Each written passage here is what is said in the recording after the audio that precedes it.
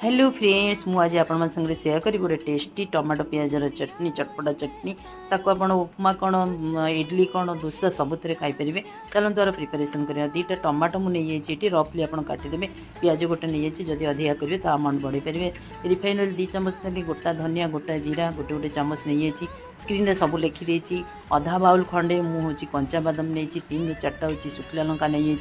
ताकू टे colour change है मुझे हेंगू टी नहीं 3 ରୁ 4टा हूँ रसुण गोटा रसुण नहीं गोटा गोला आ टमाटो प्याज ताको काटे स्वाद अनुसार हूँ लुण दे टे तेंतुड़ी रस दे आ स्वाद अनुसार मुझे गुड़ दे तार पूरा फ्लेवरटा बहुत भल लगे आप गुड़ न खाइले चीनी भी पकई पारे ठंडा है फाइन पेस्ट करदे 2 चामच पानी देकरी पानी बेसी दबानी टे चटनीटा मोटा रही भल लगे आ टे रिफाइन ऑयल नेली तापर पंचफुट टे सोरिष शुखला लंका आ रसुण जमा स्किप करेंगे सेमती रसुणटा पकड़े बहुत टेस्टी लगे आ